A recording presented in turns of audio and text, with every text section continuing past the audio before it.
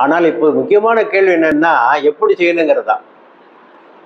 எல்லா விமர்சனத்திற்கும் எல்லைகள் உண்டு.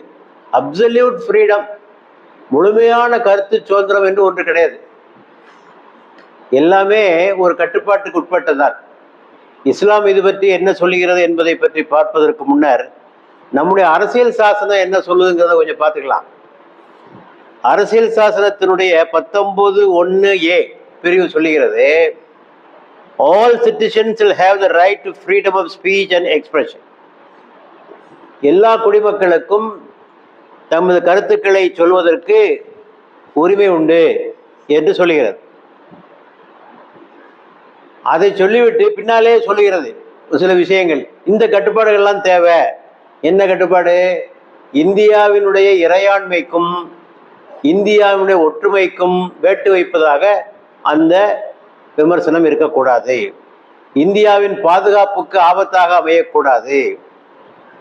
இந்தியாவின் நட்பு நாடுகளுடைய உறவை குலைக்கக்கூடியதாக இருக்கக்கூடாது. அது கண்ணியமாக இருக்க வேண்டும், ஒழுக்கம் நிறைந்ததாக இருக்க வேண்டும். நீதிமன்றங்களை அவமதிக்கக்கூடியதாக இருக்கக்கூடாது, பழித்துரைப்பதாக இருக்கக்கூடாது, வெறுப்பை தூண்டுவதாக அமைந்திருக்கக்கூடாது. இப்படியெல்லாம் சில கட்டுப்பாடுகளை சொல்லியிருக்கு. ஆக கருத்து சுதந்திரம் வேண்டும் தான். ஆனால் கருத்து சுதந்திரம் பயன்படுத்துபவர்கள் இந்த கட்டுப்பாடுகளையும் மனதிலே கொள்ள வேண்டும்.